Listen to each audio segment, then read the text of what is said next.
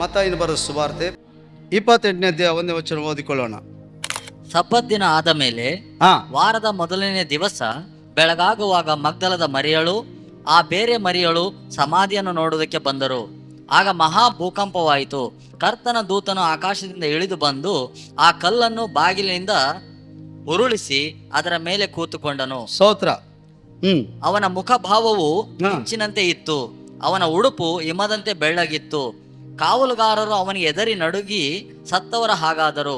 ಆಗ ದೂತನು ಆ ಹೆಂಗಸರಿಗೆ, ನೀವು ಹೆದರಬೇಡಿರಿ, ಶಿಲುಬೆಗೆ ಹಾಕಲ್ಪಟ್ಟಿದ್ದ ಯೇಸುವನ್ನು ಹುಡುಕುತ್ತೀರೆಂದು ಬಲ್ಲೆನು. ಆತನು ಇಲ್ಲಿ ಇಲ್ಲ, ತಾನು ಹೇಳಿದಂತೆ ಎದ್ದಿದ್ದಾನೆ.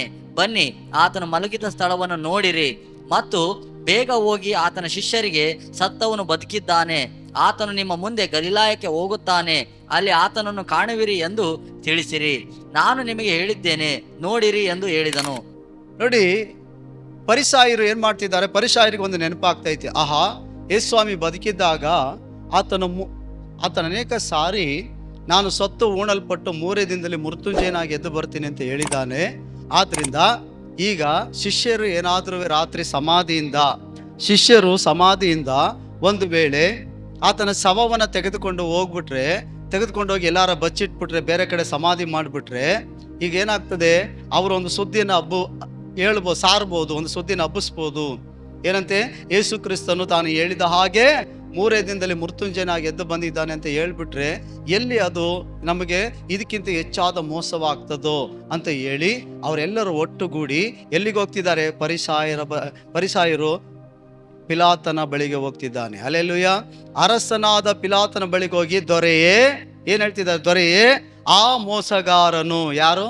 ಯೇಸುವಿಗೆ ಮೋಸಗಾರನು ಅಂತ ಹೇಳ್ತಿರೋದು. ಹಲ್ಲೆಲೂಯಾ. ದೇವರು ಯಾರಿಗೆ ಮೋಸ ಮಾಡಿದ್ರು? ಯೇಸು ಯಾರಿಗಾದ್ರೂ ಮೋಸ ಮಾಡಿದ್ನಾ? ಇಲ್ಲ. ಆದ್ರೆ ಪರಿಸಾಯರು ಹೇಳ್ತಿದ್ದಾರೆ, ಆ ಮೋಸಗಾರನು ಬದುಕಿದ್ದಾಗ ತಾನು ಸತ್ತು 3 ದಿನದಲ್ಲಿ ಮೃತ್ಯುಂಜಯನಾಗಿ ಎದ್ದು ಬರ್ತೀನಿ ಎಂಬುದಾಗಿ ಏನಂತೆ ಹೇಳಿದ್ದಾನೆ. ಅದು ನಮ್ಮ ನೆನಪಿಗೆ ಬಂತು. ಆದ್ರಿಂದ ನೀವು ಸಿಪಾಯಿಗಳನ್ನ ಕಳಿಸಿ ಅದನ್ನ ಭದ್ರಪಡಿಸಬೇಕು, ಅದನ್ನ ಕಾವಲಿಟ್ಟು ಕಾಯಬೇಕು. ಇಲ್ಲದಿದ್ದರೆ ನಮಗೇನಾಗ್ತದೆ? ದೊಡ್ಡ ಮೋಸವಾಗಬಹುದು ಅಂತ ಹೇಳ್ತಾರೆ. ಹಲ್ಲೆಲೂಯಾ. ನೋಡಿ, ಸಾವು, ಒಬ್ಬ ವ್ಯಕ್ತಿ ತನ್ನ ಸಾವನ್ನ ಮುಂಚಿತವಾಗಿ ನಾನು ಸಾಯ್ತೀನಿ ಅಂತ ಹೇಳ್ಬೋದು. ಯಾಕಂದ್ರೆ ಆ ಸಾವು ಅವನಿಗೆ ಬರ್ತೈತೆ ಅನ್ನೋದು ಮುನ್ಸೂಚನೆ. ಒಂದು ವೇಳೆ ಸಾವಿನ ಭಯದಲ್ಲಿ ಒಬ್ಬ ವ್ಯಕ್ತಿ ಏನ್ ಮಾಡ್ಬೋದು? ನಾನು ಸತ್ತೋಯ್ತೀನಿ ಅಂತ ಹೇಳ್ತೇನೆ ತನ್ನ ಸಂಬಂಧಿಕರಿಗೆ, ತಮ್ಮ ಬಂಧುಗಳಿಗೆ ಹೇಳ್ಬೋದು. ಹಲ್ಲೆಲೂಯಾ. ಆದ್ರೆ ಸತ್ತಾದ ಮೇಲೆ ಪುನರುತ್ಥಾನವಾಗಿ ಬರ್ತೀನಿ ಅಂತ ಹೇಳೋ ಶಕ್ತಿ ಯಾವ ಮನುಷ್ಯನಿಗೂ ಇಲ್ಲ. ಹಲ್ಲೆಲೂಯಾ.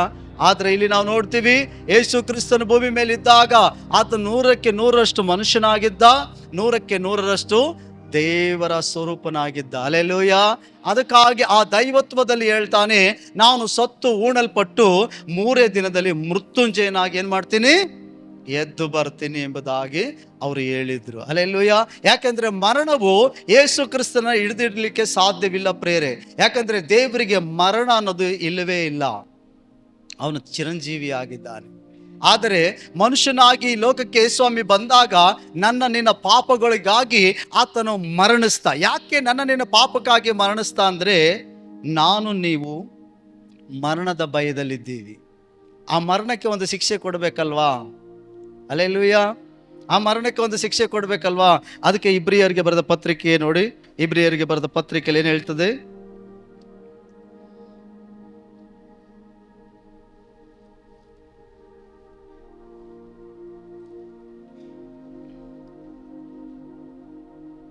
ಎರಡನೇ ಅಧ್ಯಾಯ 14ನೇ ವಚನ.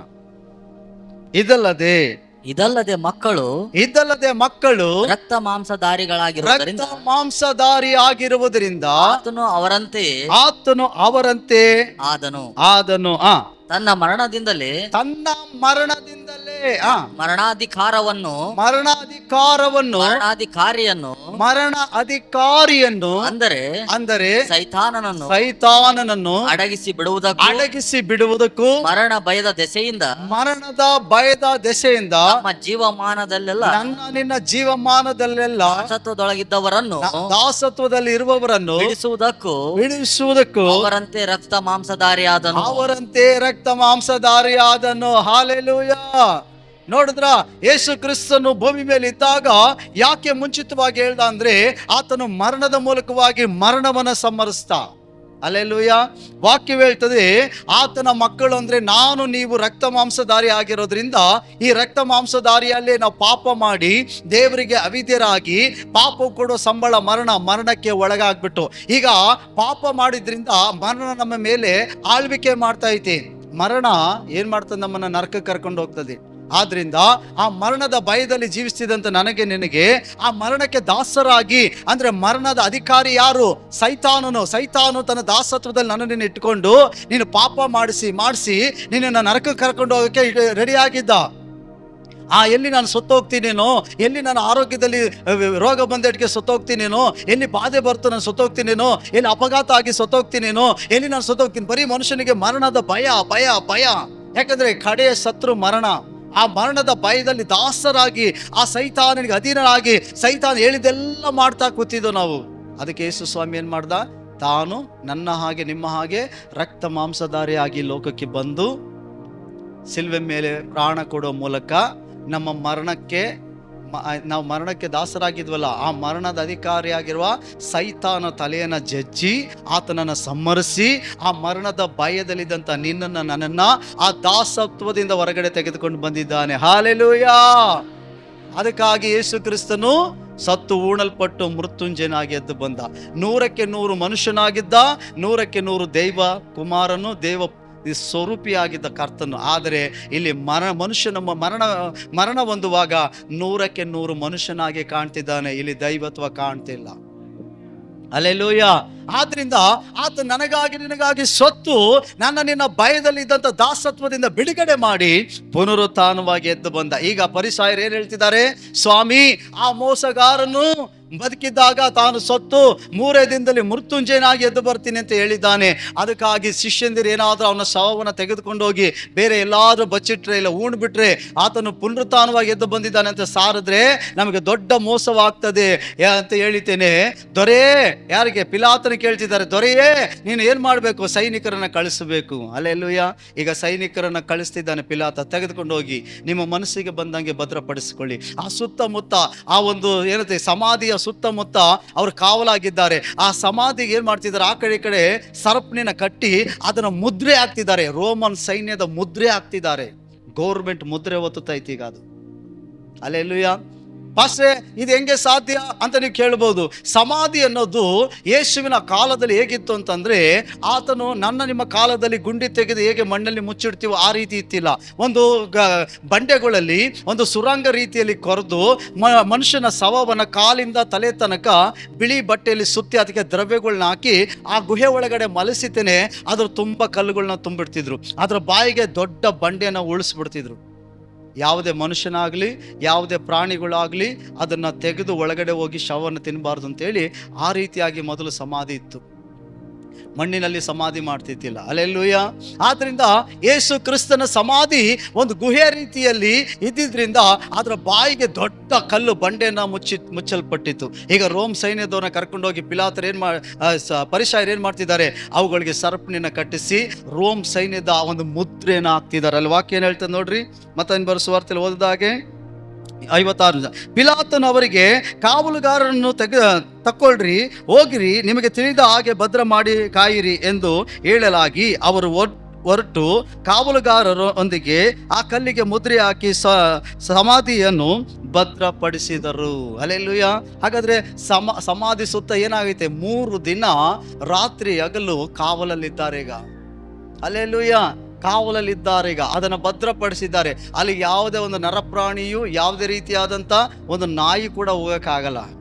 ಈಗ ಒಂದು ವೇಳೆ ದೇಶದಲ್ಲಿ ಪ್ರಧಾನ ಮಂತ್ರಿ ಏನಾದರೂ ನಮ್ಮ ರಾಣಿಬೆನ್ನೂರಿಗೋ ಇಲ್ಲ ಅಥವಾ ನಮ್ಮ ಹಾವೇರಿ ಜಿಲ್ಲೆಗೋ ಎಲ್ಲೋ ಬರ್ತಿದ್ದಾರೆ ಅಂತಂದ್ರೆ ಅವ್ರಿಗೆ ಸಿಕ್ಕಾಪಟ್ಟೆ ಭದ್ರತೆ ಇರ್ತದೆ. ಅವ್ರ ಹತ್ರ ಎಂಥ ಅಭಿಮಾನಿ ಆಗಿದ್ರು ಕೂಡ, ಎಂಥ MLA ಆಗಿದ್ರು, MP ಆಗಿದ್ರು ಕೂಡ ಅವ್ರ ಹತ್ರ ಹೋಗೋಕ್ಕೆ ಬಿಡಕ್ಕಿಲ್ಲ. ಅವರು ಸೆಕ್ಯೂರಿಟಿ ಏನ್ ಮಾಡಲ್ಲ, ಅಷ್ಟು ಟೈಟ್ ಇರ್ತದೆ ಅವ್ರಿಗೆ. ಒಂದು 5 ಥರ ಸೆಕ್ಯೂರಿಟಿ ಮಧ್ಯದಲ್ಲಿ ಇರ್ತಾರೆ ಅವರು. ಅಲ್ಲೆಲ್ಲೂಯ. ಅಷ್ಟು ಸುಲಭವಾಗಿ ಹೋಗಿದ್ದೇನೆ. ನಾವು ಓಟ್ ಹಾಕಿ ಗೆಲ್ಲಿಸಿರೋದು. ನಮ್ಮ ಪ್ರಿಯವಾದಂಥ ಪ್ರಧಾನಿ ಅಥವಾ ಮುಖ್ಯಮಂತ್ರಿ ಅಂದ್ರೂ ನಾವು ಹೋಗಿ ಏನು ಮಾಡೋಕ್ಕಾಗಲ್ಲ, ಮುಟ್ಟಕ್ಕಾಗಲ್ಲ. ಯಾಕಂದ್ರೆ ಅವ್ರ ಸುತ್ತ ಅಷ್ಟು ಭದ್ರತೆನೇ ಇರ್ತದೆ. ಅಲ್ಲೆಲ್ಲೂಯ್ಯ. ಒಂದು ವೇಳೆ ಅವ್ರು ಮುಟ್ಟಬೇಕಂದ್ರೆ ಈ ಭದ್ರತೆಯವರು ಏನ್ ಮಾಡ್ತಾರೆ, ಪ್ರಧಾನಮಂತ್ರಿ ಹೋಗಿ ಅಪ್ಪಣೆ ಕೇಳ್ತಾರೆ, ಕಳಿಸ್ಲಾ, ಆಯ್ತು. ಅವ್ರ ಅನುಮತಿ ಕೊಟ್ರೆ ಈ 5 ಗೆರೆನ ದಾಟಿ ಅವ್ರು ಒಳಗಡೆ ಬಂದು ಅವ್ರನ್ನೇನ್ ಮಾಡ್ತಾರೆ, ಮಾತನಾಡಕ್ಕೆ, ಕೈ ಕೊಡಕ್ಕೆ ಸಾಧ್ಯವಾಗ್ತದೆ. ಇಲ್ಲಾಂದ್ರೆ ಯಾರು ಬರಕ್ಕಾಗಲ್ಲ. ಹಾಗಾದ್ರೆ ಅಧಿಕಾರ ಅಂದ್ರೆ ಏನು ಅಂತೇಳಿ ಇಡೀ ಪ್ರಪಂಚಕ್ಕೆ ತೋರಿಸ್ಕೊಟ್ಟವ್ರು ಯಾರು ಅಂತಂದ್ರೆ ಈ ರೋಮ್ ಸೈನ್ಯದವರು, ಈ ರೋಮ್ ಅಧಿಕಾರಿಗಳು. ಹಾಗಾದ್ರೆ ಇವರು ಸಮಾಧಿ ಕಾಯುವಾಗ ನಿದ್ರೆ ಮಾಡ್ತಿದ್ರಾ? ಇವರಲ್ಲಿ ಒಂದು ಕಾನೂನು ಇದೆ, ಏನಂತಂದ್ರೆ ರಾತ್ರಿ ಹೊತ್ತು ಯಾರಾದ್ರೂ ಸಮಾಧಿ ಕಾಯೋದಾದ್ರೆ ಅವ್ರು ಏನ್ ಮಾಡಂಗಿಲ್ಲ, ನಿದ್ರೆ ಮಾಡಂಗಿಲ್ಲ. ಅಲ್ಲೆಲ್ಲೂಯ್ಯ, ಅವ್ರು ನಿದ್ರಿಸಂಗಿಲ್ಲ. ಒಂದು ವೇಳೆ ನಿದ್ರಿಸಿದ್ರೆ ಅವರಿಗೆ ಮರಣದಂಡನೆ ಶಿಕ್ಷೆ ಆಗಿರ್ತದೆ. ಹಾಗಾದ್ರೆ ಅವ್ರ ಕಣ್ಣಲ್ಲಿ ಕಣ್ಣಿಟ್ಟು ಶಿಫ್ಟ್ ಪ್ರಕಾರವಾಗಿ ಆ 3 ದಿನ ಆ ಸಮಾಧಿ ಸೊತ್ತನ್ನು ಕಾಯ್ತಿದ್ದಾರೆ. ಶಿಷ್ಯಂದಿರು ಏನಾರು ಬರ್ತಾರಾ, ಯಾರಾದ್ರೂ ಗುಂಪು ಕೂಡಿ ಬರ್ತಾರಾ, ಏನಾದ್ರೂ ಮಾಡ್ಬಿಡ್ತಾರ, ದಾಂಡ್ಲಿ ಮಾಡ್ಬಿಡ್ತಾರ. ಅವ್ರ ಕೈಯಲ್ಲೆಲ್ಲ ಏನೈತೆ, AK-47 ಐತೆ. ಸ್ತೋತ್ರ. ಬರ್ತಾರ ಹತ್ರಕ್ಕೆ? ಆಗ್ತದಾ? ಇಲ್ಲ. ಅಲ್ಲೆಲ್ಲೂಯ್ಯ. ನೋಡಿ, ಯೇಸು ಸ್ವಾಮಿ ಸಮಾಧಿ ಎಷ್ಟು ಭದ್ರತೆಯಲ್ಲಿ ಕಾಯಲ್ಪಡ್ತೈತೆ. ನಾವು ಒಂದು ತಿಳ್ಕೋಬೇಕು, ಈ ಪ್ರಪಂಚದಲ್ಲಿ ಯಾವುದೇ ಸತ್ಪುರುಷನಾಗಿರ್ಬೋದು, ಯಾವುದೇ ಪುಣ್ಯ ವ್ಯಕ್ತಿ ಅಂತ ಕರೆಸಲ್ಪಡೋನಾಗಿರ್ಬೋದು, ಅಥವಾ ದಾನ ಧರ್ಮ ಮಾಡಿರೋನಾಗಿರ್ಬೋದು, ಅಥವಾ VIP ಆಗಿರುವಂಥ ವ್ಯಕ್ತಿ ಆಗಿರ್ಬೋದು, ಅವನ ಸಮಾಧಿ 3 ದಿನ ಗಂಟ ಈ ರೀತಿ ಭದ್ರತೆಯಲ್ಲಿ ಕಾದೇ ಇಲ್ಲ. ಕಾದಿರೋದು ಯೇಸು ಕ್ರಿಸ್ತಂದೊಂದೇ. Hallelujah, hallelujah. ಸತ್ತ ಮೇಲೆ ಸಮಾಧಿನೂ ಕೂಡ ಕಾಯ್ದಿದ್ದಾರೆ. ಎರಡನೇದಾಗೀಗ ಏನಾಗ್ತೈತೆ, 28ನೇದಲ್ಲಿ ನಾವು ಓದ್ತೀವಿ. ಈಗ 28ನೇ 1ನೇ ವಚನದಲ್ಲಿ ಸಬ್ಬತ್ ದಿನ ಆದ ಮೇಲೆ ನೋಡಿ, ನಾವು ಇನ್ನೊಂದು ವಿಷಯ ತಿಳ್ಕೋಬೇಕು. ಈಗ ಲೂಕನ್ ಬರೆಸುವಾರ್ತೆ, ಯೋಹಾನ್ ಬರೆಸುವಾರ್ತೆಯಲ್ಲಿ ಹೇಳ್ತದೆ, ಸಬ್ಬತ್ ದಿನ ಅನ್ನೋದು ಒಂದು ವಿಶೇಷವಾದ ದಿನವಾಗಿತ್ತು ಯಹೂದ್ಯರಿಗೆ. ಆ ದಿನ ವಿಶೇಷವಾಗಿತ್ತು. ಅದಕ್ಕೆ ಅವರು ಪಿಲಾತನ ಬಳಿಗೆ ಬಂದು ಹೇಳ್ತಾರೆ, ನಮಗೆ ಸಬ್ಬತ್ ದಿನ ಅನ್ನೋದು ವಿಶೇಷವಾಗಿದೆ, ಆದ್ರಿಂದ ಇವತ್ತು ಸಿಲುವೆ ಮೇಲೆ ಏನಂತೆ ಹೆಣಗಳು ತೂಗಾಡೋದು ಸರಿಯಲ್ಲ, ಅದನ್ನ ಸತ್ತಿದ್ರೆ ಅದನ್ನ ಪೈನ್ ಮಾಡಿ ಅಲ್ಲಿಂದ ತೆರವುಗೊಳಿಸಿ ಅಂತ ಹೇಳ್ತಾರೆ. ಆಗ ಪಿಲಾತನ ಏನ್ ಮಾಡ್ತಾನೆ, ಸೈನಿಕರಿಗೆ ಹೋಗಿ ಹೇಳ್ತಾನೆ, ಅವರು ಸತ್ತಿದ್ರೆ ಅದು ಕನ್ಫರ್ಮ್ ಮಾಡ್ಕೊಂಡು ತೆಗೆದು ಬಿಡು ಅಂತ. ಆಗ ಹೋಗಿ ಸಿಪಾಯಿಗಳು ಏನ್ ಮಾಡ್ತಾರೆ, 2 ಕಾಲ್ಗಳನ್ನ ಮುರಿತಾನೆ. ಇನ್ನೊಬ್ಬ ಯೇಸು ಸ್ವಾಮಿ ಬಳಿಗೆ ಹೋದಾಗ ಯೇಸು ಸ್ವಾಮಿ ಆಗಲೇ ಸತ್ತಿರೋದನ್ನ ಕಂಡು ಕಾಲನ್ನು ಮುರಿದೆ ಅವನ ಪಕ್ಕೆಗೆ ತಿವಿದು ಅವನು ಸತ್ತಿದ್ದಾನೋ ಬದುಕಿದ್ದಾನೋ ಅನ್ನೋದನ್ನ ಪರೀಕ್ಷೆ ಮಾಡ್ತಾರೆ. ಪ್ರಿಯರೇ, ಇದರಿಂದ ಈಗ ಓದಿಕೊಂಡಂತ ಕೀರ್ತನೆ 16ನೇ ಅಧ್ಯಾಯದಲ್ಲಿ ಹೇಳುವ ಪ್ರಕಾರವಾಗಿ ಆತನ ಎಲುಬುಗಳು ಒಂದಾದರೂ ಏನಂತೆ ಮುರಿದು ಹೋಗ್ಲಿಲ್ಲ ಅನ್ನೋ ಪ್ರವಾದನೆಗಳು ಸಿಲ್ವೆ ಮೇಲೆ ಕ್ರಿಸ್ತನಲ್ಲಿ ನೆರವೇರಿತು. ಅದಕ್ಕೆ ಕರ್ತನ ಭಕ್ತರಾಗಿರುವಂಥ ನಾವುಗಳು, ದೀಕ್ಷಾಸ್ಥಾನ ತೆಗೆದುಕೊಂಡ ನಾವುಗಳು ಸತ್ತಾಗ ನಮ್ಮ ಕೈ ಕಾಲುಗಳನ್ನ ಮುರಿಬಾರ್ದು. ಕೈಗಳನ್ನ ಮಡಚ್ತಾರೆ, ಕಾಲನ್ನ ಏನು ಮಾಡಬಾರ್ದು, ಮುರಿಬಾರ್ದು. ಅಲ್ಲೆಲ್ಲೂಯ್ಯ. ಸಾಯದೆ ಕಾಯ್ತಾ ಇರ್ತಾರೆ ಕೆಲವು ಜನ, ಸತ್ತ ತಕ್ಷಣ ಕಾಲು ಇಟ್ಕೊಂಡು ರಟ್ ರಟ್ ಅಂತ ಮುರಿದು ಚಪ್ಪಲ್ ಮಟ್ಟೆ ಹಾಕ್ಸ್ಬಿಡ್ತಾರೆ ಅಲ್ವಾ? ಅಲ್ಲೆಲ್ಲೂಯ್ಯ.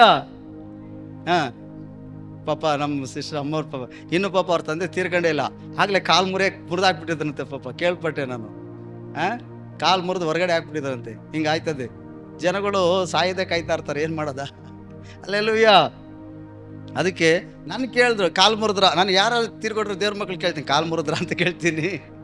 ಯಾಕಂದರೆ ಮುರಿದ್ರೆ ನಾವು ಮಾಡೋಕ್ಕಿಲ್ಲ, ಕಾಲು ಮುರಿಬಾರ್ದು. ಯಾಕಂದ್ರೆ ದೇವ್ರ ಮಕ್ಳು ಎದ್ದು ಬರ್ತೀವಿ ಜೀವ ಸಹಿತವಾಗಿ. ಅಲ್ಲೆಲ್ಲೂಯ್ಯ.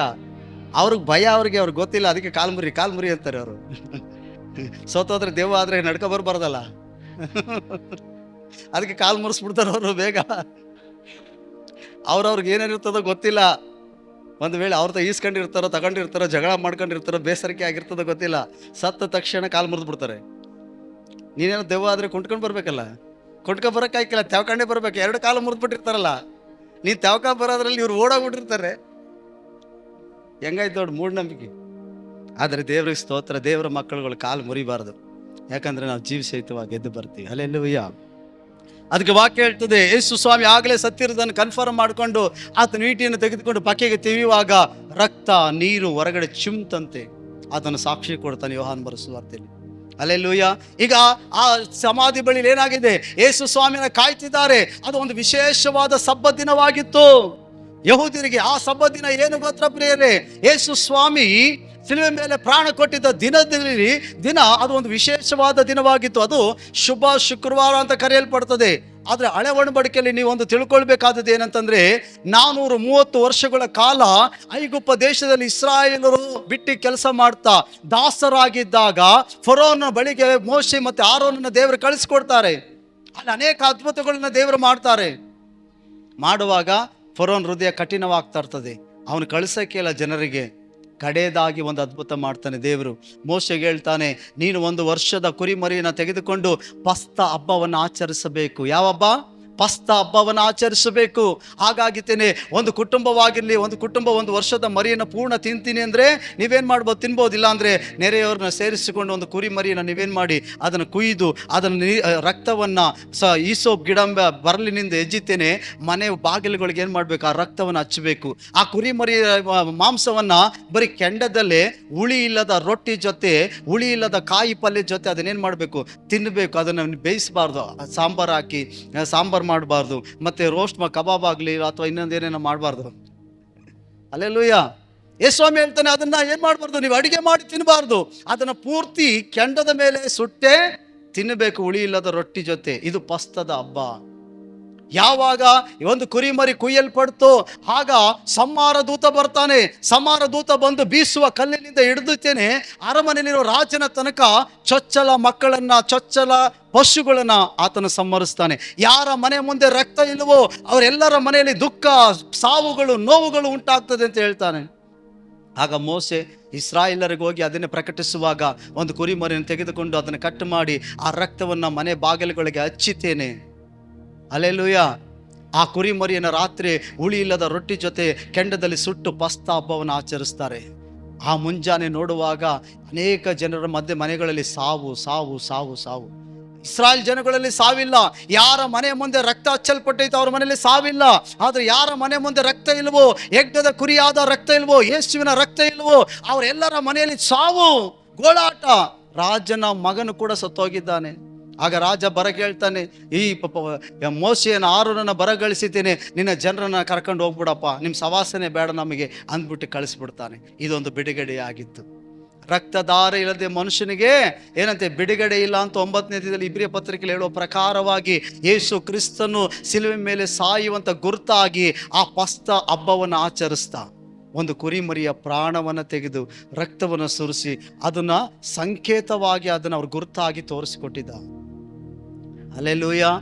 ಆ ಪಸ್ತದ ಹಬ್ಬ ಯಾವ ದಿನ ಆಚರಿಸಲ್ಪಡ್ತೋ ಅದೇ ದಿನದಲ್ಲಿ ಯೇಸು ಕ್ರಿಸ್ತನು ನಿನಗಾಗಿ, ನನಗಾಗಿ, ನನ್ನ ಪಾಪಕ್ಕಾಗಿ, ಈ ಲೋಕದ ಪಾಪಗಳಿಗಾಗಿ ಆತನ ಯಜ್ಞದ ಕುರಿಯಾಗಿ ಸಿಲುವೆ ಮೇಲೆ ನನಗಾಗಿ ನಿನಗಾಗಿ ಪ್ರಾಣ ಕೊಟ್ಟ ಪ್ರಿಯರೇ. ಹಲ್ಲೆಲೂಯ.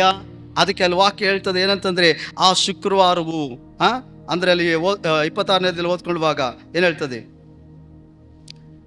ಮರುದಿನ ಅಂದರೆ ಅದು ಸೌರಣೆಯ ದಿನವಾಯಿತು. ಇನ್ನೊಂದು ಕಡೆ ಹೇಳ್ತದೆ ಅದು ಬಹಳ ವಿಶೇಷವಾಗಿತ್ತು. ಯಾಕೆಂದರೆ ಅದು ಯೇಸು ಕ್ರಿಸ್ತನು ಸತ್ತಿದ್ದು ಯಾವ ಸಮಯದಲ್ಲಿ ಆತನು ವಾಗ್ದಾನ ಮಾಡಿ ಒಂದು ಕುರಿಮರಿಯನ್ನು ಸಂಕೇತವಾಗಿ ಕೊಟ್ಟಿದ್ನೋ ಅದೇ ದಿನದಂದು ಮನುಷ್ಯನಾಗಿ ಬಂದು ಯೇಸು ಕ್ರಿಸ್ತನು ಪ್ರಾಣವನ್ನು ಕೊಟ್ಟ. ಹಲ್ಲೆಲೂಯಾ. ಆತನ ಮರಣ ಅದೇ ದಿನದಲ್ಲಿ ನಡೆಯಿತು. ಅದಕ್ಕಾಗಿ ಇಸ್ರಾಯೇಲರಿಗೆ ಒಂದು ಶುಭ ಸಂದೇಶವಾಗಿತ್ತು. ಇಸ್ರಾಯೇಲರಿಗೆ ಆ ಸಬ್ಬತ್ ದಿನ ಅನ್ನೋದು ಒಂದು ಸೌರಣೆಯ ದಿನವಾಗಿತ್ತು. ಅಂದ್ರೆ ಅದು ಪಸ್ತ ಹಬ್ಬವನ್ನು ಆಚರಿಸುವಂತ ದಿನವಾಗಿತ್ತು. ಅದರಿಂದ ಅವರು ಸಾವುಗಳನ್ನ, ಹೆಣಗಳನ್ನ ಮುಟ್ಟುವವರಲ್ಲ. ಅದಕ್ಕೆ ಅವರು ಬೇಗ ಅದನ್ನು ತೆಗೆಸೋಕೆ ಪಿಲಾತನ ಬಳಿಗೆ ಹೋಗಿ ಹೇಳ್ತಾರೆ. ಹಲ್ಲೆಲೂಯಾ. ಆಗಲೇ ಯೇಸು ಕ್ರಿಸ್ತನು ಸತ್ತೋಗಿದ್ದಾನೆ. ಈಗ ಅರಿಮತ್ತಾಯನು ಮತ್ತೆ ನಿಕೋದಮನು ಬಂದು ಆ ಶವನ ತೆಗೆದುಕೊಂಡು ಹೋಗಿ ಅವರನ್ನು ಬಟ್ಟೆಯಿಂದ ಸುತ್ತಿ ಅವರು ಸಮಾಧಿಯಲ್ಲಿ ಇಟ್ಟಿರಂತೆ. ದೇವರ ವಾಕ್ಯ ಹೇಳ್ತದೆ ಅದುವರೆಗೂ ಆ ಸಮಾಧಿಯಲ್ಲಿ ಇನ್ನು ಯಾರನ್ನು ಇಟ್ಟಿಲ್ವಂತೆ. ಅಂದರೆ ಅದು ಒಂದು ಹೊಸ ಸಮಾಧಿಯಾಗಿತ್ತಂತೆ ಪ್ರಿಯರೇ. ಹಲ್ಲೆಲೂಯಾ. ನಾಳೆನೇ ಸಬ್ಬತ್ ದಿನ ಪ್ರಾರಂಭವಾಗೋದ್ರಿಂದ ಆ ಸಬ್ಬತ್ ದಿನದಲ್ಲಿ ಯಾವ ಕೆಲಸ ಕಾರ್ಯಗಳನ್ನು ಮಾಡಬಾರ್ದು ದೇವರ ಧರ್ಮಶಾಸ್ತ್ರದ ಪ್ರಕಾರ. ಅದಕ್ಕೆ ಶುಕ್ರವಾರನೇ ಅವರು ಏನು ಮಾಡಿದ್ರಂತೆ, ಅಲ್ಲೇ ತೋಟದಲ್ಲಿ ಮಧ್ಯದಲ್ಲಿದ್ದಂಥ ಆ ಸುರಂಗದಲ್ಲಿ ಆ ಸಮಾಧಿಯಲ್ಲಿ ಆತನ್ನು ಊಣಿಟ್ಟರು ಅಂತ ವಾಕ್ಯ ಹೇಳ್ತದೆ. ಹಲ್ಲೆಲೂಯಾ. ಪ್ರಿಯರೇ, ಎರಡನೇದಾಗಿ ಸಬ್ಬತ್ ದಿನ ಅಂತಂದ್ರೆ ಏನಂತ ತಿಳ್ಕೊಳ್ಬೇಕು. ದೇವರು ಭೂಮಿ ಆಕಾಶವನ್ನು ಉಂಟು ಮಾಡುವಾಗ 6 ದಿನ ತೆಗೆದುಕೊಂಡು ಈ ಭೂಮಿ ಆಕಾಶನ, ಸೂರ್ಯ, ಚಂದ್ರನ, ಮರಗಳನ್ನ ಎಲ್ಲ ದೇವರು ಉಂಟು ಮಾಡಿ ಕ್ರಮಪಡಿಸಿದ್ರು. 7ನೇ ದಿನದಲ್ಲಿ ಎಲ್ಲ ಸೃಷ್ಟಿಯನ್ನು ಮುಗಿಸಿ ತಾನು ವಿಶ್ರಾಂತಿ ತೆಗೆದುಕೊಂಡ ಕಾರಣ ಅದು 7ನೇ ದಿನ ದೇವರ ದಿನ, ಸಬ್ಬತ್ ದಿನ ಎಂಬುದಾಗಿ ದೇವರನ್ನು ಆರಾಧಿಸುವುದಕ್ಕಾಗಿ ದೇವರು ಅದನ್ನು ನೇಮಿಸಿದ್ರು. ಅದು ಕಟ್ಟಳೆಯಾಗಿಟ್ರು. ಹಳೆ ಒಡಂಬಡಿಕೆ ಪ್ರಕಾರ ಒಂದು ವೇಳೆ ಸಬ್ಬತ್ ದಿನವನ್ನು ಯಾರಾದರೂ ಅಲಕ್ಷ್ಯ ಮಾಡಿದ್ರೆ, ಆ ದಿನ ದೇವರ ಸನ್ನಿಧಾನಕ್ಕೆ ಬರಲಿಲ್ಲ ಅಂದರೆ, ದೇವರನ್ನ ಆರಾಧನೆ ಮಾಡೋಕ್ಕೆ ಬರಲಿಲ್ಲ ಅಂದರೆ ಧರ್ಮಶಾಸ್ತ್ರ ಹೇಳ್ತದೆ ಅವ್ರನ್ನ ಕಲ್ಲೆಸೆದು ಕೊಂದಾಕು ಅಂತ ಹೇಳ್ತದೆ. ಒಂದು ವೇಳೆ ನೀನು ಶನಿವಾರ ಏನಾದರೂ ನೀನು ಸಬ್ಬತ್ ದಿನದಲ್ಲಿ ನೀನು ದೇವ್ರನ್ನ ಆರಾಧನೆ ಮಾಡಿದೆ, ಹೊಲದ ಕೆಲಸಕ್ಕೆ ಹೋಗಿದ್ದೆ, ದನ ಮೇಯ್ಸಕ್ಕೆ ಹೋಗಿದ್ದೆ, ಕುರಿ ಮೇಯ್ಸಕ್ಕೆ ಹೋಗಿದ್ದೆ, ಅಥವಾ ಎಲ್ಲೋ ಸಪ್ತರಕ್ಕೆ ಹೋಗಿದ್ದೆ, ಅಥವಾ ಯಾರನ್ನೋ ಭೇಟಿ ಆಗಕ್ಕೆ ಹೋಗಿದ್ದೆ, ಯಾವುದೋ ಮದುವೆಗೋ ಎಂಗೇಜ್ಮೆಂಟ್ಗೋ ಎಲ್ಲೋ ಹೋಗಿದ್ದೆ, ನೀನು ದೇವರ ಆರಾಧನೆಗೆ ಬಂದಿಲ್ಲ ಅಂದರೆ ಮೋಶೆ ಧರ್ಮಶಾಸ್ತ್ರದ ಪ್ರಕಾರ ದೇವ್ರ ಕಟ್ಟಳೆ ಏನಂದರೆ ಅವರನ್ನು ಕಲ್ಲೆಸೆದು ಕೊಲ್ಲು ಅಂತ ಹೇಳ್ತದೆ. ಅವನು ಎಷ್ಟೇ ಒಬ್ಬ ಆಗಿರ್ಬೋದು, ಒಂದು ಕುಟುಂಬ ಆಗಿರ್ಬೋದು, ಒಂದು ಜನಾಂಗ ಆಗಿರ್ಬೋದು, ಸಬ್ಬತ್ ದಿನನ ಅಲಕ್ಷ್ಯ ಮಾಡಿದ್ರೆ ಕಲ್ಲೆಸೆದು ಕೊಂದಾಕು ಅಂತ ವಾಕ್ಯ ಹೇಳ್ತದೆ. ಅಲ್ಲೆಲ್ಲೂಯ್ಯ. ಹೀಗೆ ಒಂದು ದಿನ ಸಬ್ಬತ್ ದಿನದಲ್ಲಿ ಒಬ್ಬ ಮನುಷ್ಯನು ಏನು ಮಾಡ್ತಾನೆ, ಅವನು ದೇವರನ್ನ ಸಬ್ಬತ್ ದಿನವನ್ನು ಅಲಕ್ಷ್ಯ ಮಾಡಿ ಅವನು ಕಟ್ಟಿಗೆನ ಆರಿಸ್ಕೊಳ್ಳೋಕೆ ಹೋಗಿರ್ತಾನಂತೆ. ಸಬ್ಬತ್ ದಿನವನ್ನು ಓಲೆ ಮಾಡಿದ್ದೇನೆ, ಕಟ್ಟಿಗೆನ ಹೊತ್ಕೊಂಡು ಬರ್ತಾ ಇರೋದನ್ನು ನೋಡಿದ್ದೇನೆ. ಫರಿಸಾಯರೆಲ್ಲರೂ ಏನು ಮಾಡ್ತಾರಂದರೆ ಧರ್ಮಶಾಸ್ತ್ರದ ಪ್ರಕಾರ ಅವನ ಊರು ಹೊರಗಡೆ ತೆಗೆದುಕೊಂಡು ಬಂದು ಕಲ್ಲೆಸೆದು ಕೊಲ್ತಾರೆ. ಯಾಕೆಂದರೆ ಅದು ದೇವರ ಕಟ್ಟಳೆ ಆಗಿತ್ತು. ನಾನು ಯೋಚನೆ ಮಾಡ್ತೀನಿ, ಹಳೆ ಒಡಂಬಡಿಕೆಯಲ್ಲಿ ದೇವರು ಸಬ್ಬತ್ ದಿನವನ್ನು ವೈರಾಗ್ಯವಾಗಿಟ್ಟಿದ್ದ. ಯಾಕಂದ್ರೆ ಆ ದಿನದಲ್ಲಿ ಯೆಶಾಯನ ಗ್ರಂಥ ಹೇಳ್ತದೆ, ಯಾರು ಕೆಲಸದಲ್ಲಿ ಸ್ವಾರ್ಥದಲ್ಲಿ ಇಷ್ಟ ಬಂದಿ ತಿರುಗದಂತೆ 7ನೇ ದಿನ ವಿಶೇಷವಾದುದು ದೇವರ ದಿನ. ಆ ದಿನದಲ್ಲಿ ನಿಮ್ಮ ನಿತ್ಯ ಕೆಲಸ ಕಾರ್ಯಗಳು ಮಾಡದೆ ದೇವರನ್ನು ಆರಾಧಿಸಬೇಕು, ದೇವರಿಗೆ ಸಮಯ ಕೊಡಬೇಕು. 6 ದಿನ ದೇವರಿಗೆ ಹೇಳಿದ್ದಾರೆ ಕೆಲಸ ಕಾರ್ಯ ಮಾಡುವಂತ. 7ನೇ ದಿನದಲ್ಲಿ ದೇವರ ದಿನ, ದೇವರಿಗೆ ಮಾತ್ರ ಮೀಸಲು. ಆ ದಿನದಲ್ಲಿ ಯಾವ ಕೆಲಸನೂ ಮಾಡಬಾರ್ದು, ಯಾವ ಹೊಲವಕ್ಕೂ ಉಳಕ್ಕೆ ಹೋಗ್ಬಾರ್ದು, ಯಾವ ಆಳುಗಳಿಗೂ ಎತ್ತು ಏರುಗಳು ಕೂಡ ಕಟ್ಟಬಾರ್ದು. ಇದು ದೇವರ ಕಟ್ಟಳೆ ಆಗಿತ್ತು. ಯಹೂದ್ಯರು ಇವತ್ತು ಕೂಡ ಅದನ್ನು ಕಡ್ಡಾಯವಾಗಿ ಪ್ರಾರಂಭ ಮಾಡ್ತಾರೆ. ಅವರು ಶುಕ್ರವಾರ ರಾತ್ರಿಯಲ್ಲಿ ರೆಡಿ ಆಗ್ತಾರೆ. ಸಬ್ಬತ್ ದಿನ 12 ಗಂಟೆ ಪ್ರಾರಂಭ ಆಗ್ತಿದೆ ಅಂದಂಗೆ ಎಲ್ಲ ಕಡೆ ಹೋಗಿ ಅನೌನ್ಸ್ಮೆಂಟ್ ಮಾಡ್ತಾರೆ.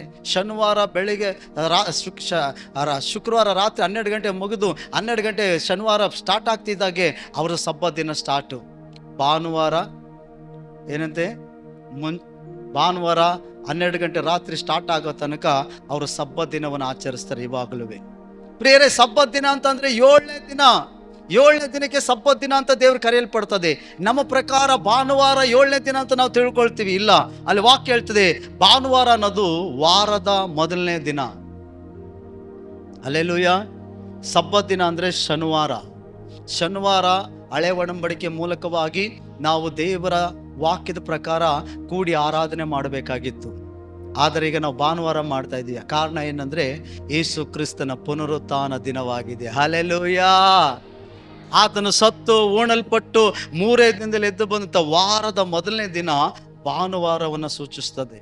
ನಾವೀಗ ಧರ್ಮಶಾಸ್ತ್ರಕ್ಕೆ ಅಧೀನರಲ್ಲ, ದೇವರ ಕೃಪೆಗೆ ಅಧೀನರಾಗಿರೋದ್ರಿಂದ, ಯೇಸು ಕ್ರಿಸ್ತನ ಮೂಲಕವಾಗಿ ಕೃಪೆಗೆ ಸತ್ಯಕ್ಕೆ ನಾವು ಅಧೀನರಾಗಿರೋದ್ರಿಂದ ನಾವು ಇವಾಗ ವಾರದ ಮೊದಲನೇ ದಿನದಲ್ಲಿ ಆತನ ಪುನರುತ್ಥಾನ ದಿನದಲ್ಲಿ ಸೇರಿ ಆರಾಧಿಸ್ತೀವಿ.